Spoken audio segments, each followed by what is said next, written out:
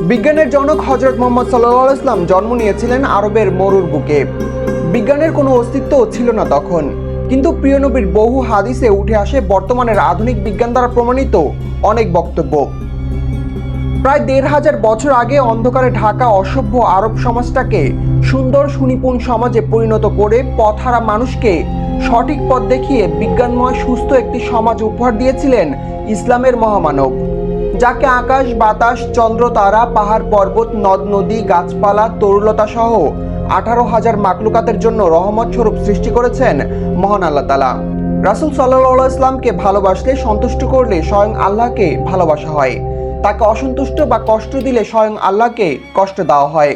তার সুপারিশ ছাড়া কোনো উম্মতি জান্নাতে প্রবেশ করতে পারবে না। আধুনিক বিজ্ঞানের এই জামানায় অনেকেই হয়তো জানে না পবিত্র কোরআন ও রাসূল সাল্লাল্লাহু আলাইহি ওয়াসাল্লামের হাদিসে বর্তমান বিজ্ঞানের যাবতীয় আবিষ্কার আরও ১৪০০ বছর আগেই বলা হয়েছে। বিজ্ঞানের বড় বড় আবিষ্কার সম্পর্কে ১৪০০ বছর আগে নাজিল হওয়া পবিত্র কোরআনে আল্লাহ তাআলা যে বর্ণনা দিয়েছেন তা নিয়ে আমরা গত ভিডিওতে কথা বলেছি। চাইলে আই বাটনে ক্লিক করে সেই ভিডিওটি দেখতে পারেন। এই ভিডিওতে নবী করিম সাল্লাল্লাহু আলাইহি ওয়াসাল্লামের বলা সুন্নত যে বিজ্ঞানসম্মত তা খুব সহজভাবে তুলে ধরা হয়েছে। এই ভিডিওর মূল উদ্দেশ্য হলো বিজ্ঞানের দোহাই দিয়ে যারা ইসলামকে খাটো করেছে তাদের ইসলামের পক্ষ থেকে উচিত জবাব দেওয়া আর ইসলামের মহত্ব আপনাদের সামনে তুলে ধরা। আসসালামু আলাইকুম, স্বাগত জানাচ্ছি আহমেদ প্রিন্সের ইসলামিক ডকুমেন্টারিতে। আহমেদ প্রিন্সের নতুন হয়ে থাকলে চ্যানেলটি সাবস্ক্রাইব করে রাখতে ভুলবেন না। প্রথমেই শুরু করি কিছু গুরুত্বপূর্ণ ছোট হাদিস দিয়ে। মুহাম্মদ সাল্লাল্লাহু আলাইহি ওয়াসাল্লাম বলেছেন, ভ্রু প্লাক্কারির উপর আল্লাহর লানত। হাদিসটি রয়েছে সহিহ বুখারীর ৫৫১৫ নম্বরে।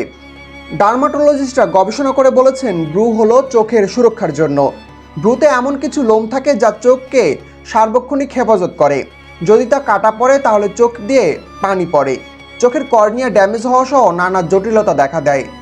অথচ নবীজির আমলে কিন্তু কোনো প্রকার বৈজ্ঞানিক ল্যাব ও গবেষণা করার মতো ব্যবস্থা ছিল না, তবুও নবী করিম সাল্লাল্লাহু আলাইহি ওয়াসাল্লাম তা অনুধাবন করেছিলেন। সুবহানাল্লাহ।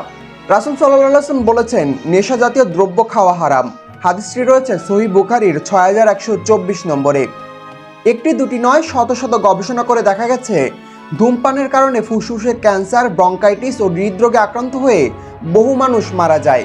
ধূমপান করলে ঠোঁট, দাঁতের মাড়ি, আঙ্গুল কালো হয়ে যায়।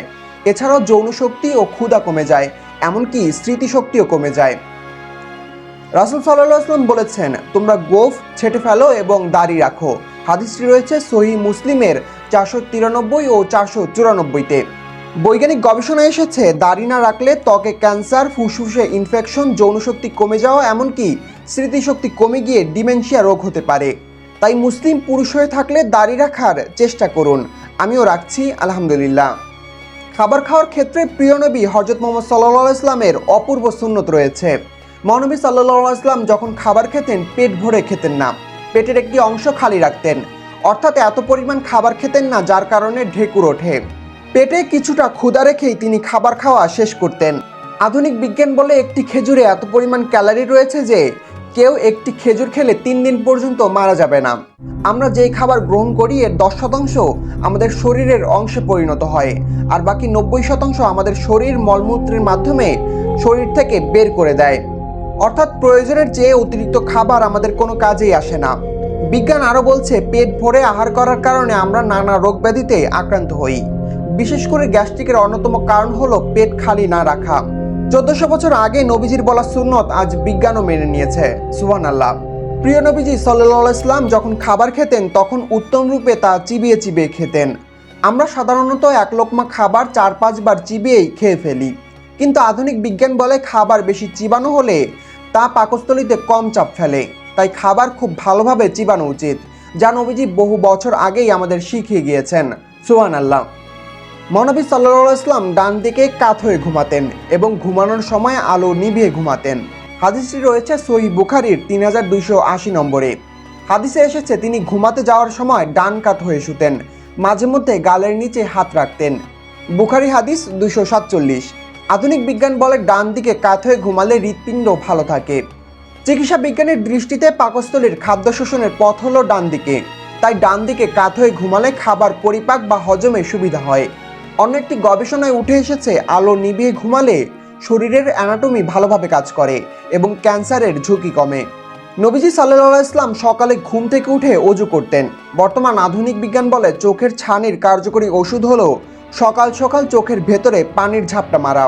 হাদিসে এসেছে, যে ব্যক্তি তাহাজ্জুদের সময় উঠবে, অজু করবে, সে তো তার চোখের উত্তম রূপে পানির ঝাপটা মারবে, এতে তার চোখে ছানি পড়বে না। সুবহানাল্লাহ। নামাজে সেজদা করার কারণে মুখের সমস্ত শিরা উপশিরায় রক্ত প্রবাহিত হয়। এজন্য যারা নামাজ পড়ে তাদের চেহারার মধ্যে তরতাজা ভাব বিদ্যমান থাকে, আর যারা নামাজ পড়ে না তাদের চেহারায় বিষণ্ণতা থাকে। এজন্য হাদিস শরীফে বর্ণিত আছে, যে ব্যক্তি নামাজ পড়ে তার চেহারায় নূর থাকে, যা আজ আধুনিক বিজ্ঞানও স্বীকার করছে। মেসওয়াকের সুন্নত। বর্তমানের বৈজ্ঞানিক গবেষণা বলে, মানুষ কোনো জিনিস খাওয়া মাত্র মুখের ভেতর প্লাজমা সৃষ্টি হয়। এই প্লাজমা শুধু কুলি করার দ্বারাই দূর হয় না, তাই ঘুমানোর আগে মেসওয়াক বা ব্রাশ করা প্রয়োজন, যা মহানবী সাল্লাল্লাহু আলাইহি ওয়াসাল্লামের একটি প্রসিদ্ধ সুন্নত। সুবহানাল্লাহ। প্রায় ১৫০০ বছর পূর্বে গভীর অন্ধকারে নিমজ্জিত মানব জাতিকে অধপতন থেকে উদ্ধার করে আলোর পথে, বিজ্ঞানের পথে পরিচালিত করার জন্য আল্লাহ মহানবী সাল্লাল্লাহু আলাইহি ওয়াসাল্লামকে পৃথিবীতে প্রেরণ করেন। রাসূলুল্লাহ সাল্লাল্লাহু আলাইহি ওয়াসাল্লামের কথা, কাজ, আচার আচরণ, ইশারা, ইঙ্গিত, উঠা বসা, চলাফেরা, দৈনন্দিন আমল তথা সব কর্মকাণ্ডই বিজ্ঞানসম্মত। রাসূলুল্লাহ সাল্লাল্লাহু আলাইহি ওয়াসাল্লাম থেকে এমন কোনো সুন্নত বর্ণিত হয়নি যা বর্তমান বিজ্ঞান ভুল প্রমাণ করতে পারবে। প্রায় ১৫০০ বছর আগে বলা সুন্নতকে বর্তমান বিজ্ঞান শুধু সমর্থনই করেনি, বরং মানুষের সমৃদ্ধিময় জীবনযাপনের জন্য তা পালনের পরামর্শও দিচ্ছে। কোনো প্রকার গবেষণা ছাড়া এমন বিজ্ঞানসম্মত তথ্যপূর্ণ হাদিস সত্যিই আশ্চর্যের বিষয়। প্রিয় দর্শক, ভিডিওটি সম্পর্কে আপনার মূল্যবান মতামত আমাদেরকে কমেন্ট করে জানাতে ভুলবেন না। আহমেদ প্রিন্সের নতুন ভিডিও দেখে থাকলে অবশ্যই আমাদের ইউটিউব চ্যানেলটি সাবস্ক্রাইব করে রাখবেন। দেখা হচ্ছে পরবর্তী ইসলামিক ডকুমেন্টারিতে। আপনার উপর শান্তি বর্ষিত হোক।